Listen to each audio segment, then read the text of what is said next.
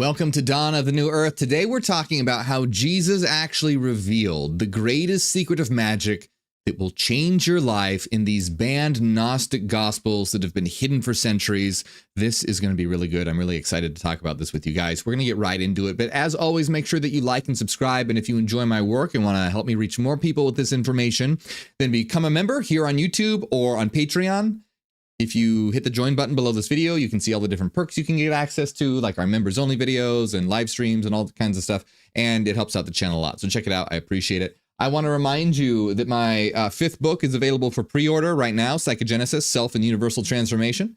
It comes out November 21st. And if you don't know what that is, start with book number 1. This is my first book, Neogenesis, Dawn of the New Mind. It's available as paperback, Kindle, audiobook. Links for all that is in the description of this video. All right, my friends, we are going to get started. We're talking about Jesus Christ and magic, and not many people realize that Jesus Christ was a magician. Jesus Christ was a magic practitioner. What I mean by that is not because he walked on water or was being raised from the dead, but he was transmitting this information in a very coded way. And we're going to be taking a look at exactly what he was saying. We're going to be decoding these coded messages of Jesus Christ and show how they relate to magic and how it can change your life. It's going to be very interesting. And these all come from banned Gnostic gospels, or books that were banned by the church for centuries. For example, we're going to be taking a look at the Gospel of Thomas, the Gospel of Philip, the Gospel of Mary, the Secret Book of John, and unraveling the code and showing how they relate to magic and alchemy. So let's just get started right away. And remember, whenever we talk about magic, I know it can seem a little confusing at first because it's like, magic, what are you even talking about? Isn't that like Harry Potter stuff? But no, it's not how it's portrayed in Hollywood. It's about transforming yourself and transforming the world according to your will. And we can understand how to do that in a rational and logical way. No woo-woo required. Yay, isn't that great? So let's just jump into it. If any of it sounds confusing, just go with it. It will all make sense as we go forward. So like I said, we're going to be decoding these messages of Jesus Christ that discuss what magic is really about and how it can be applied to change and transform your life. So the first thing that I want to bring your attention to is the Gospel of Thomas, one of my favorite Gnostic Gospels. And the very first line in the Gospel of Thomas says, "These are the hidden sayings that the living Jesus spoke. And Jesus said, whoever finds the correct interpretation of these sayings will never die." So right away, right up front, it's saying, hey, these are the secret teachings of Jesus. And Jesus is saying that, hey, basically, look, this is a code. Whoever correctly interprets this will never die. And Jesus continues and says, the seeker should not stop until he finds. When he does find, he'll be disturbed. After having been disturbed, he will be astonished. Then he will reign over everything. So right away, we have this, setting this up with Jesus says, hey, there's going to be these coded messages, and if you can understand them correctly, you're not going to die. You'll be able to achieve immortality. You're going to be disturbed. If you figure it out, you're going to be disturbed, but then you're going to be astonished, and you'll rule over everything. That's what Jesus is saying. So we have a lot more to, there's a lot of verses that I'm going to show you, and we're going to unpack them and decipher them. But I want to start showing you how they correlate to concepts in magic.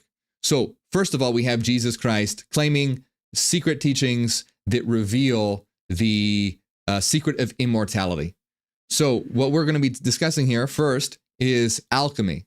Alchemy, you probably know, is changing metal into gold, lead into gold. But what most people don't realize is that it was actually not just a physical process, but a spiritual process. And so basically, alchemists weren't just about trying to turn metal into gold literally. They were trying to do it in a symbolic way, and they wrote in codes to be able to transmit this information in a coded form. And we'll be talking about this coded form. It's very, very cool.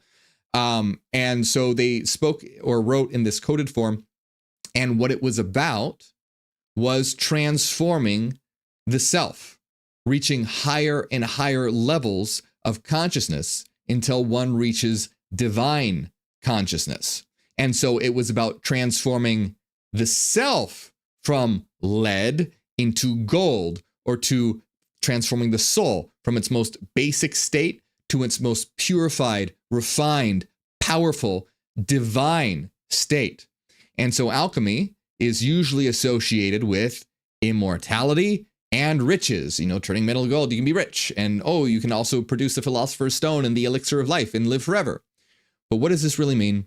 We're going to be unpacking this and seeing what it means here. Now, what I want to draw your attention to next is that Jesus says, if your leaders say to you, look, the kingdom is in the sky, then the birds will be there before you are.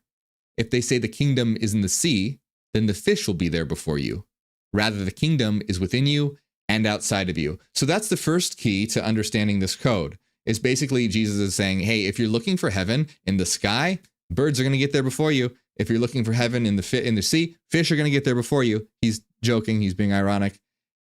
He's saying heaven, the kingdom of heaven, is within you and it's all around you. Now, what this means is there's a couple things to unpack here. First of all, what this is saying is that heaven is a state of mind, a state of consciousness. It's within you. And not only that, though, he says it's within you and without. This is showing that what is external is a reflection of what is internal. And in alchemy, this is known as the saying, as within, so without. And we're going to get back to that in a minute, but I want to read some more verses here to really lay out the groundwork before we start unpacking all this. And then, so remember, these are all sort of keys to unlocking this. Jesus says, when you understand yourselves, you will be understood, and you will realize that you are the sons of the living Father. If you don't know yourselves, then you exist in poverty, and you are that poverty. So here we have Jesus saying that to basically, hey, the kingdom of heaven, it's not in the sky, it's not in the sea, it's within you and around you. And then he says, when you understand yourself, when you know what you really are, when you figure it out, when you discover what you are, you'll know that you are the sons of the living Father. Like Jesus is the Son of God, you are also a son or daughter or offspring of God. And then he's equating it to riches as well. If you don't know this, you're in poverty. Meaning if you do know this, you have wealth. This, of course, is not literal wealth, but it's the wealth of your divinity, having discovered the gold within. Now, Jesus continues to say, recognize what is right in front of you, and that which is hidden will be revealed to you. Nothing hidden will fail to be displayed. So once again, Jesus is saying, hey, what you're looking for, it's right in front of you. It's all around you. It's within you and it's all around you. You don't have to, go join some secret society. You don't have to, do some weird rituals. You don't have to go to some weird church or whatever. It's all in here and it's all around you, waiting for you to be discovered. It's right in front of you, actually. And if you need further proof of that, his disciples said, hey, when is the kingdom coming? When's the kingdom of heaven coming? And Jesus says, it's not coming in an easily observable manner. People won't say, look, it's over there, or look, it's over there. Rather, the kingdom of the Father is already spread out on the earth, and people aren't aware of it. The kingdom is already right here, already spread out on the earth, but people don't know it yet. Just like they don't know themselves, they don't know the kingdom. They don't know themselves, they don't know the kingdom. And so let's start breaking this down here, because I want to show you what's known as the Emerald Tablet of Hermes. So the Emerald Tablet of Hermes is essentially the foundation of, it's extremely important in the Hermetic tradition, Hermes, Hermetic, and it is basically the foundation of alchemy. And people have been obsessing with the Emerald Tablet of Hermes for centuries upon centuries upon centuries. Isaac Newton was obsessed with it. In fact, what I'm going to be reading to you right now is a translation that Isaac Newton gave. This is the Isaac Newton translation of the Emerald Tablet of Hermes. Now, don't get this confused with the Emerald Tablets of Thoth. The Emerald Tablets of Thoth are something completely different, and they're not real. They're fake. They were created by a con man. So Emerald Tablets of Thoth, no good. Emerald Tablets of Hermes, great. So let me explain to you here. So the Emerald Tablets of Hermes says, I'm going to read to you the first part. "'Tis true without lying, and most true. That which is below is like that which is above, and that which is above is like that which is below, to do the miracles of the one thing. And as all things have been and arose from one by the mediation of one, so all things have their birth from this one thing by adaptation." And it goes on. There's more to it, but I want to discuss this right now. So there's a couple different things. We have as above, so below, which we'll explain in a minute. But you'll notice what it's saying is that reality is essentially a one thing. And all things arise because of this one thing. Basically, reality is one, reality is a unity, and all things arise from it. And remember, I'm going to show you why this isn't just abstract philosophy. I'm going to show how this is applicable to your life and why this even matters. But I want to note that is what is being said. Now, if we look at the secret book of John, we'll see that Jesus Christ says the same thing. In the secret book of John, it says, the one, remember, do the miracles of the one thing, everything comes from the one. The one rules all. Nothing has authority over it. It is the God. It is Father of everything, Holy One, the invisible one over everything. It is uncontaminated, pure light no eye can bear to look within. The one is the invisible spirit. It's not right to think of it as a God or as like God. It is more than just God. And it goes on and on and on and on and on about this.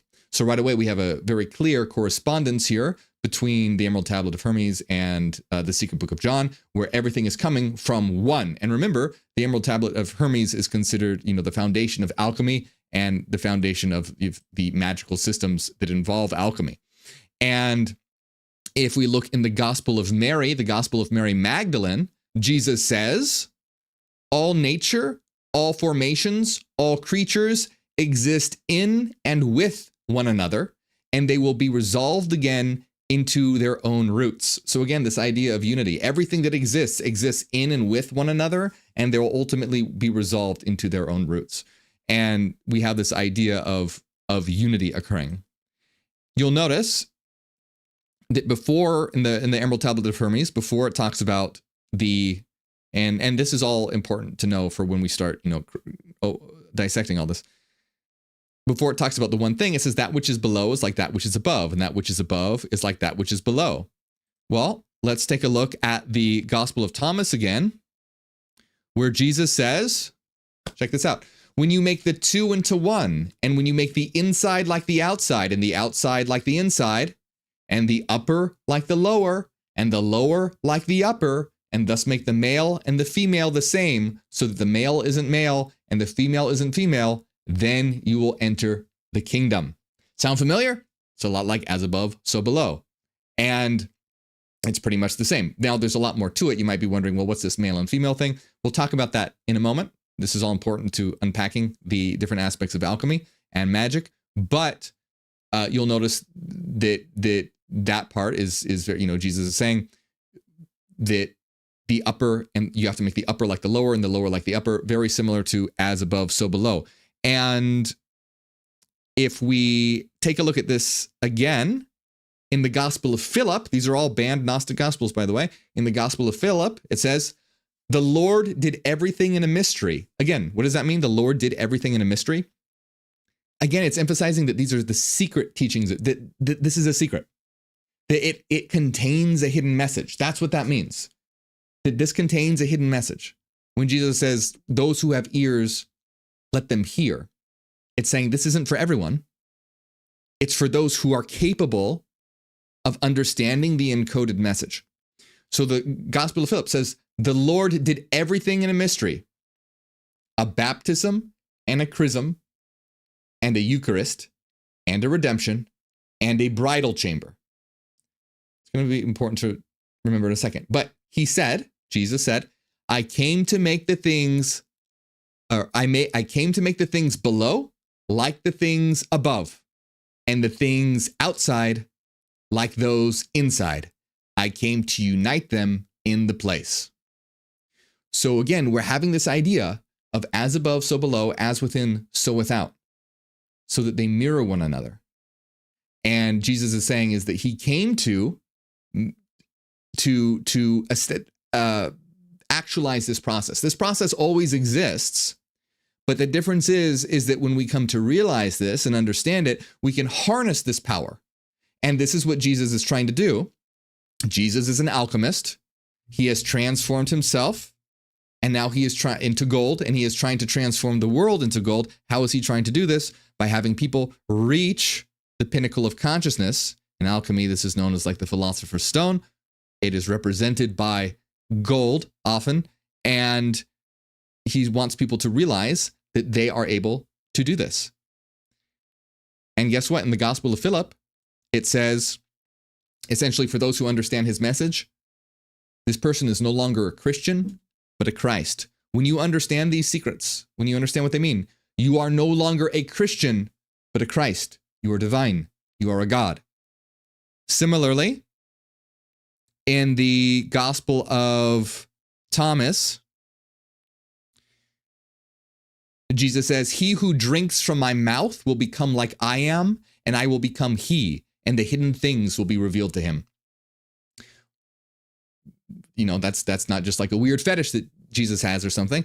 Drinking from his mouth means metaphorically understanding the words that he's saying. You are being nourished. Water is life-giving. You are being nourished and understanding his words. When you drink from his word, when you are nourished by his words, when you are integrating them, you're not just hearing them and they're not doing anything. You're drinking them in, you're taking them in, you're making them a part of your being, you're understanding them, you're integrating them. When you do this, you will become Jesus, and Jesus will become you, and the hidden things will be revealed to him, meaning you will have achieved the same level of consciousness that Christ has achieved, and you will be able to understand what all these hidden messages are trying to tell you. So you'll notice that there is also the idea here of, I mentioned earlier, a bridal chamber. Okay? So the bridal chamber is a very important Gnostic ritual, and it's extremely symbolic and something that has to be done to achieve gnosis, or knowledge of the true world, and ultimately escape the cycle of incarnation in the material world. So what is this all about? This means, okay, so the Lord did everything in a mystery and a bridal chamber. And this is in the Gospel of Philip. The Holy of Holies is the bridal chamber. Baptism includes the resurrection and the redemption. The redemption takes place in the bridal chamber. So what's all this about a bridal chamber? The bridal chamber is when a husband and wife unite and consummate the marriage. But what this is not, this is, remember, everything's a metaphor. Everything is Jesus isn't just going around talking about, two people getting it on. Why would he do that? No, this is all code. This is a metaphor. And you can clearly see this in the Gospel of Thomas, when you remember when he says he's going to make the two into one, and the inside like the outside, and the outside like the inside, the upper like the lower, and the male and the female the same. So the male is in the male and the female is in the male. Then you enter the kingdom. What does that mean? It doesn't mean you have to change your gender or anything to get into heaven. Of course not. You can be any sort of gender that you'd like and achieve higher consciousness. It's not relegated to any one gender or merging of gender or anything like that. But what this is about uniting the masculine and feminine powers that exist within you together. So it's about combining opposites together. The qualities that are usually typically associated with femininity, let's say, are things like being receptive, intuition, creativity, care. Things that are typically associated with masculinity are assertiveness, willpower, justice, etc., reason, etc. Now, these really are, by saying this, remember, these are symbols. Doesn't mean that all women are intuitive and have no ability to think rationally, and all men are rational and have no connection to their intuition. That's not what this means. It's just a metaphor using male and female in a symbolic way to represent opposite forces. You could use yin and yang. You could use positive and negative, sun and the moon. In fact, the Emerald Tablet of Hermes does just that and says the sun is its father, the moon is its mother, referring to these archetypal polarities that interact to form the world and everything around us. And so my point is that what the bridal chamber represents, entering the bridal chamber, because one has to enter the bridal chamber to achieve redemption, means to achieve your divine status, one has to unite the opposite elements within oneself. And this is metaphorically demonstrated through the idea of the bridal chamber or the male and the female. Now, this is very similar to the Jungian concept of the anima and the animus. In Jungian psychology, Jung said that every man had an inner feminine and every woman had an inner masculine, and that they needed to tap into that and actualize it in themselves, or a lot of negative things could happen. And that was also the tool for accessing your unconscious. Now, that's a little outdated. It's still helpful to talk about that, but I just want to say, because you know, gender is not a binary, so we don't have to talk about it in terms of binary. In terms of when it comes to that, so for example, long story short, in the Neogenian system, I don't refer to the anima or animus. I refer to the mirror self, which is simply the inner opposite, and it can take the form of a man or a woman, but it doesn't have to. So that's an important thing. It's just a reflection. It's your inner opposite. So uniting with your inner opposite, you can put that in archetypal terms, in terms of male and female if you'd like, but you don't have to. You could do it in terms of the sun and the moon, or negative and positive, or right brain or left brain, or any kind of qualities that you'd like that have, that are sort of on polarities.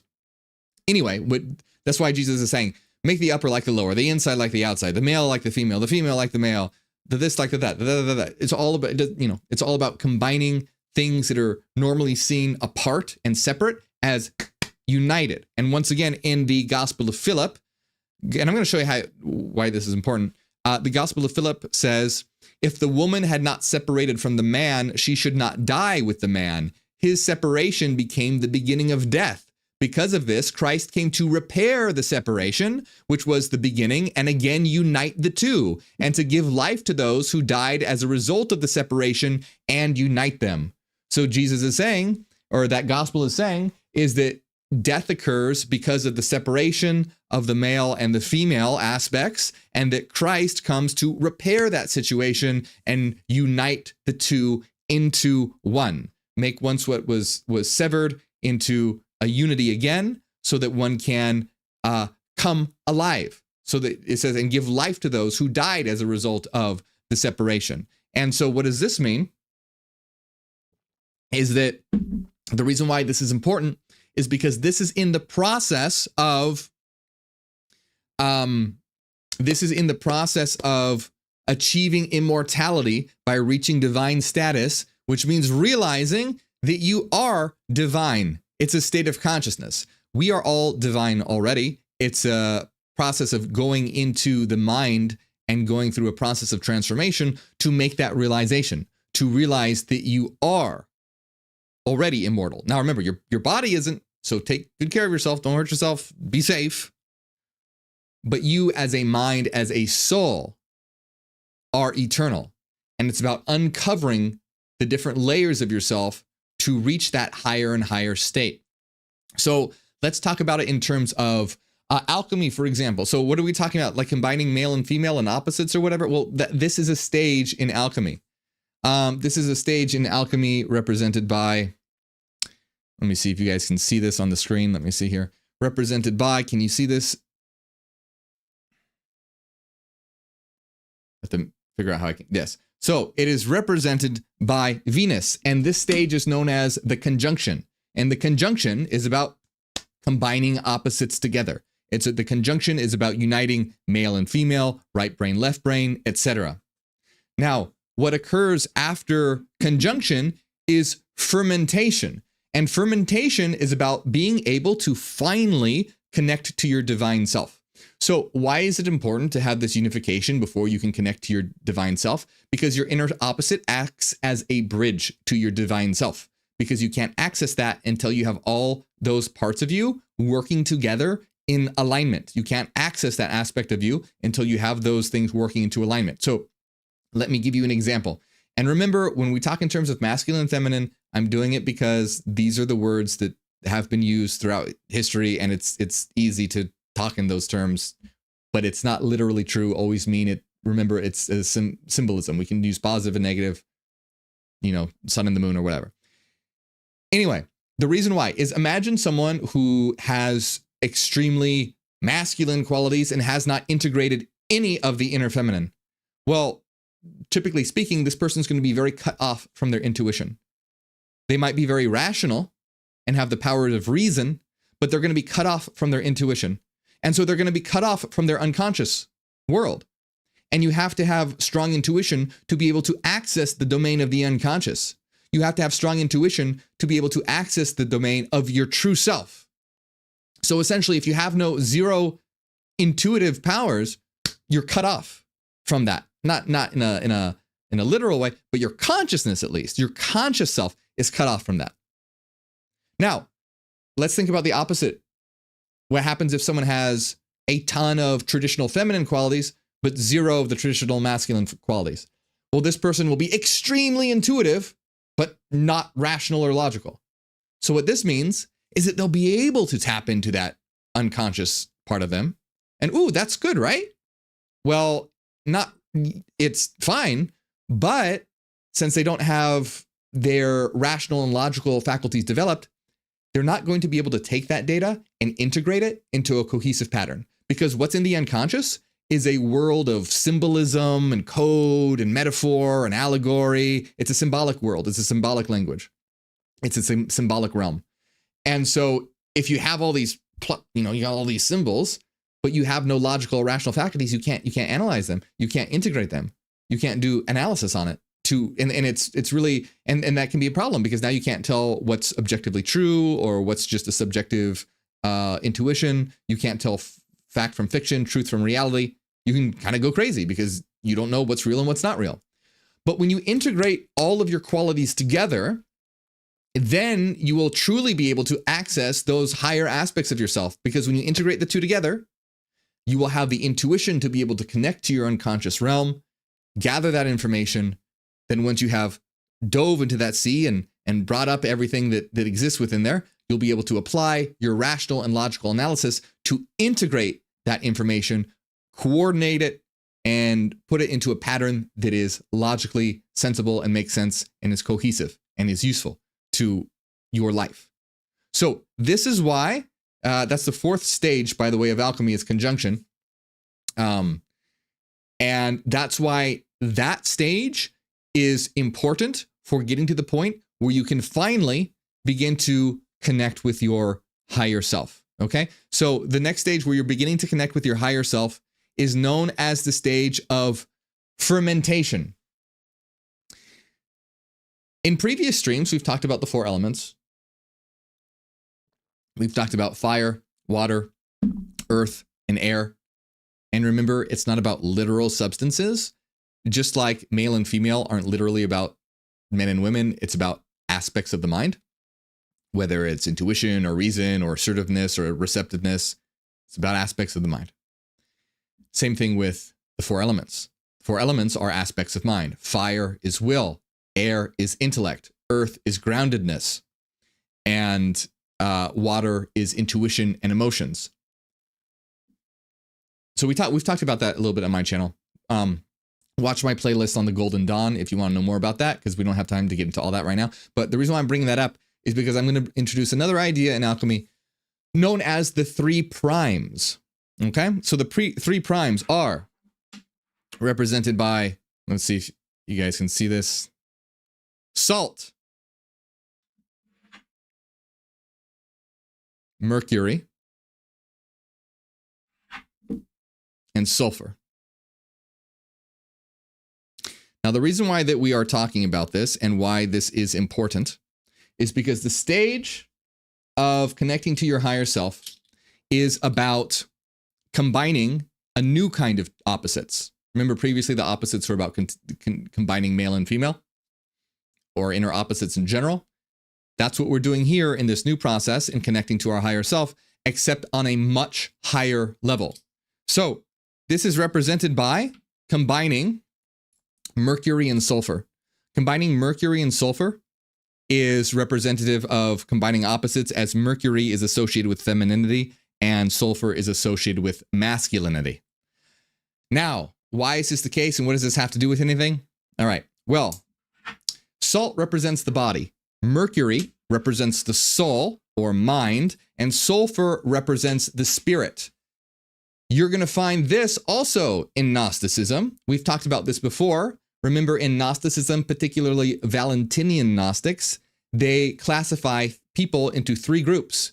There are the hylics, or those who are associated with the material earthly realm, which would be salt-like people. There are those who are called the psychics, because psyche means soul, and they are of the intellect and rational analysis.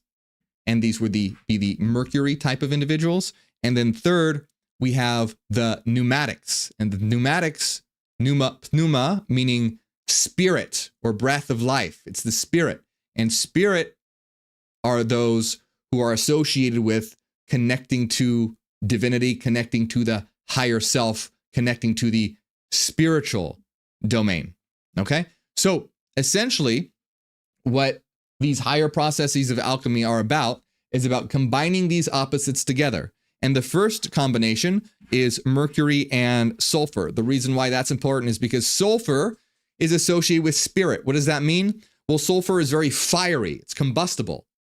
And so it's associated with fire and air, meaning it's associated with willpower, but not just any kind of willpower. It's the driving willpower that seeks to connect us with our divine self. It's that passion, it's that will to connect with something higher than us. When I say higher than us, I don't mean higher than you, I mean higher than your ego. Your true self, your higher self. Your higher self is you. There is no external God that's higher than you. There's no entity that's like, an external being that's higher than you. I want to make that very clear. So it's about connecting with your true self. Whereas Mercury is about imagination. Mercury is soul, which is associated with imagination, intuition, and images. And so combining Mercury and sulfur together, what that means is aligning soul with spirit, aligning mind with spirit, which means making your soul, your mindedness, your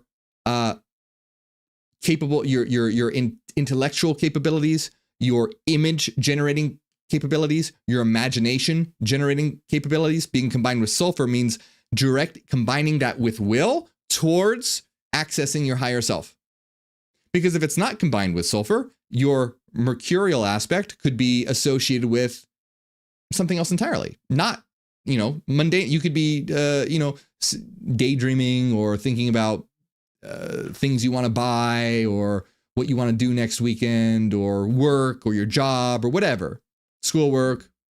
Your mind is not directed towards those higher aspects. It's directed towards, more material type of aspects. And so that process of linking mercury with sulfur is about aligning your mind towards what sulfur represents, which is will and directedness towards accessing your higher self. And that's what that aspect means. But that's not all, because then we have the idea of salt. And you would think, well, salt has to do with the body. So it seems very mundane, right? Like, oh, that's probably a very, not a very good thing.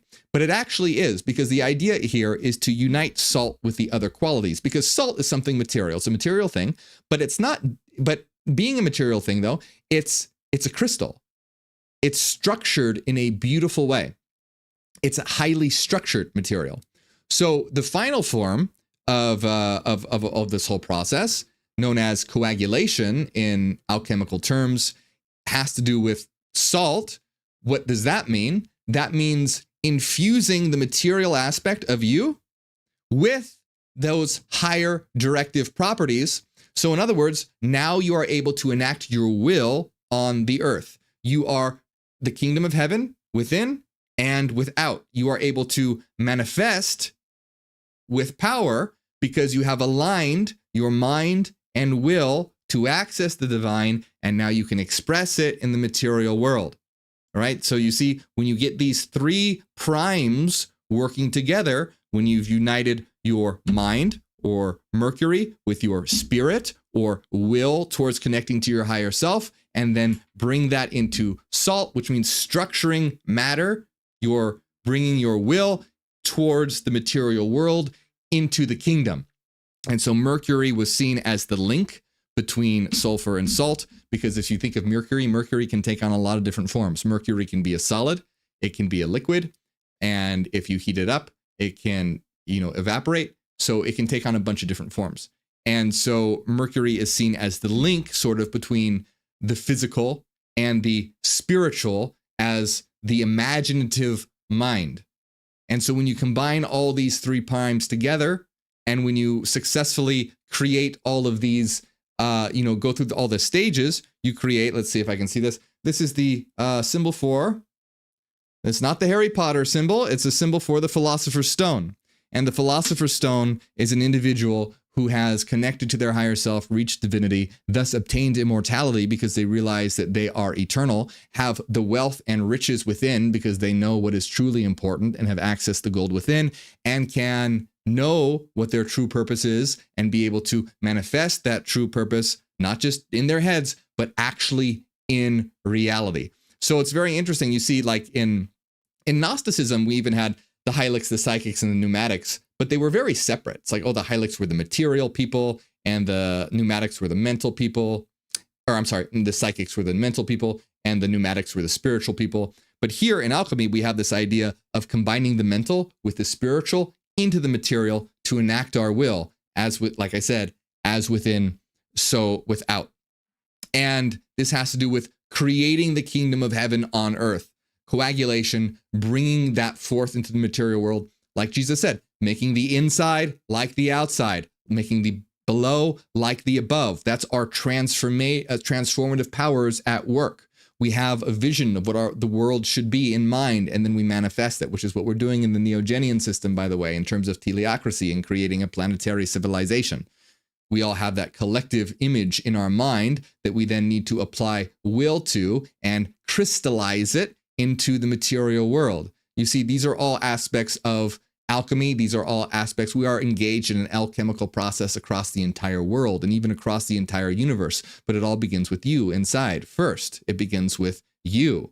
And so this is why this stuff is really important, because you can see it's nothing woo-woo. We can understand this in a very rational way. It's not about making things float or disappear or snapping your fingers and summoning demons or anything like that. It's about learning how to apply one's faculties, what already exists within, to access divinity, to access the higher self, and access the powers that one has to be able to transform the world. And you have those powers when you're able to align all your faculties together, when you're able to. So the whole process of alchemy was a process of breaking down the ego, exploring the shadow self, getting rid of old mental thought structures and belief systems that didn't serve you, combining opposites together, combining aligning the mind with the will and the soul, and then crystallizing that and fermenting it and fortifying it until you can actualize that into the material world. So you can see these are just very advanced psychological techniques. But when I say psychology, I don't mean like, it's just in your brain,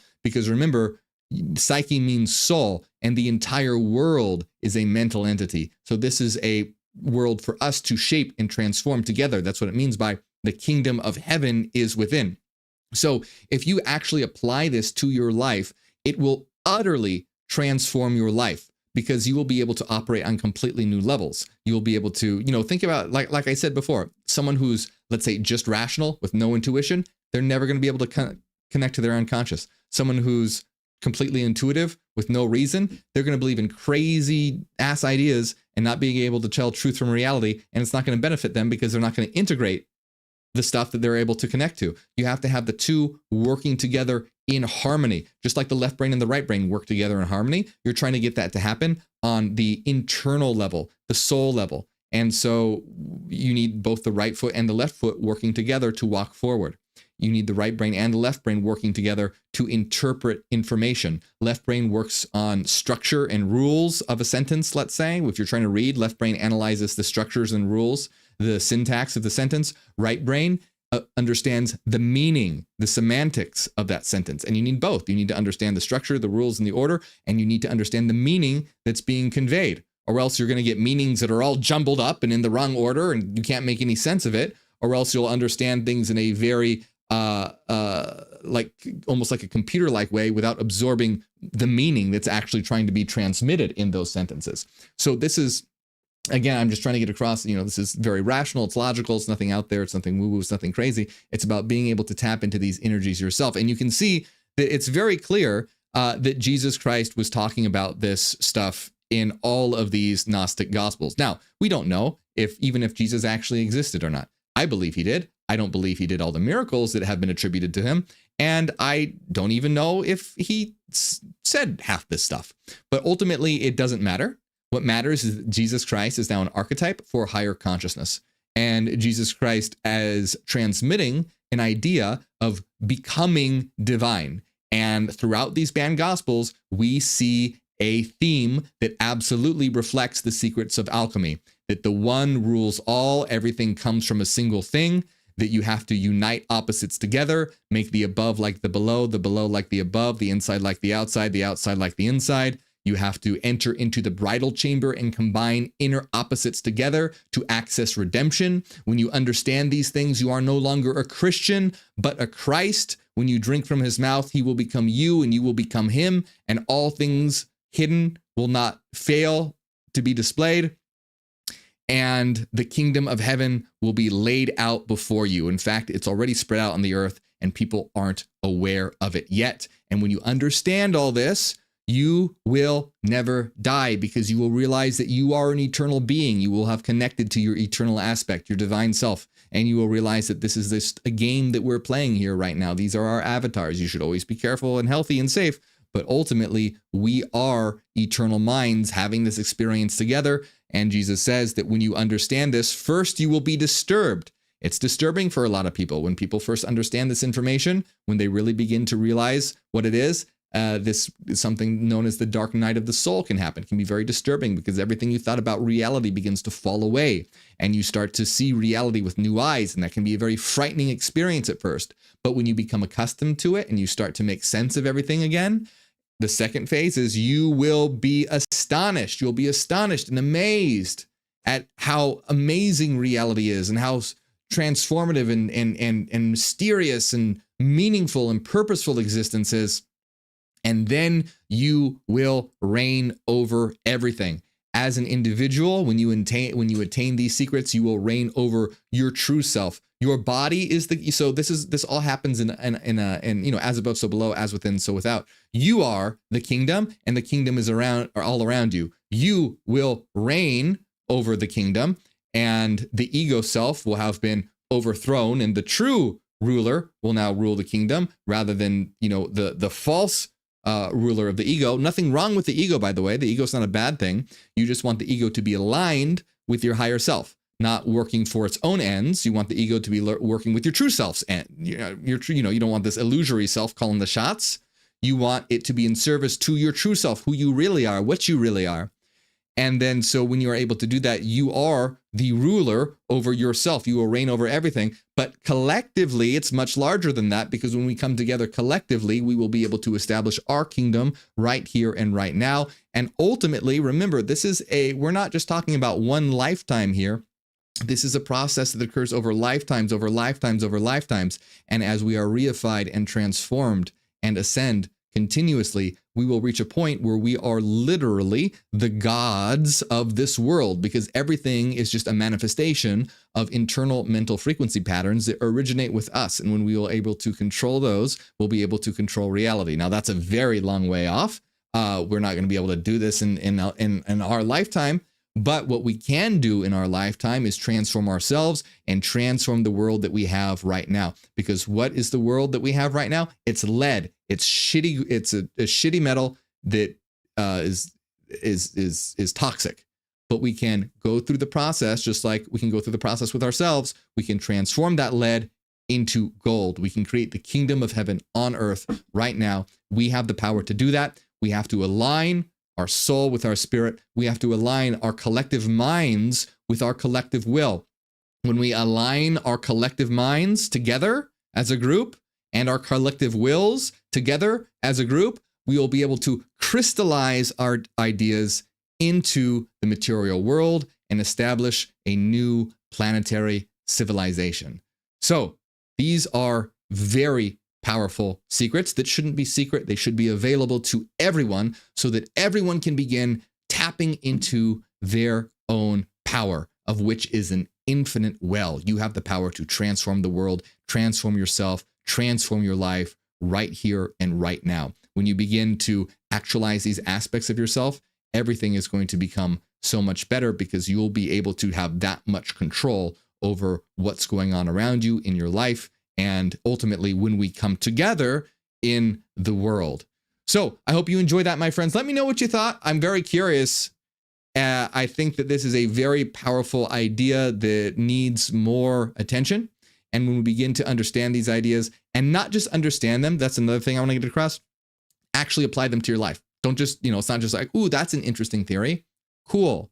No, it's about actually doing it, actually integrating these aspects of yourself so that you can begin to attain these higher states so that you can have a better life and we can have a better life. Look at the shitty world we have right now. Why? Because everyone is in a very lead mindset. Everyone's in a very low state of consciousness. Everyone is stuck in that very Saturnian mindset. Everything is still and stiff and rigid and low vibration. We need to transform that, and we can, but we have to actually put these ideas into practice in our own lives first and foremost, and help others to do the same in their lives as well. So let me know what you thought, my friends. Tell me in the comments. I have a lot more videos on this stuff. Check out my playlist on the Golden Dawn if you want to know more about magic. Check out my playlist on Gnosticism if you want to know more about the Gnostic Gospels. And tell me in the comments, what do you like? Do you like hearing about magic? Do you like hearing about Gnosticism? Do you like hearing about both? Which do you prefer? Are there any topics you want me to discuss? I really look at your comments and I take them seriously when thinking about what videos to make next. So let me know, tell me in the comments below. And remember to check out my book, Neogenesis, Dawn of the New Mind. And if you're interested in self and universal transformation, that's exactly the topic of my 5th book, which will be available November 21st. Pre-orders and copies of my books that are already out are in the links in the description of this video. You can follow me on Spotify as well, Dawn of the New Earth. And if you want to help me reach more people, become a member on YouTube. It helps out a lot. I want to give a big shout out to everyone who supports, especially Renaissance Fairy, Cassidy, Angela, DB, Nucelina, Christopher, Dallas, Digital Tech, Seaweed, David, LaDonna, Grace, Eon, and everyone else. Thank you very much.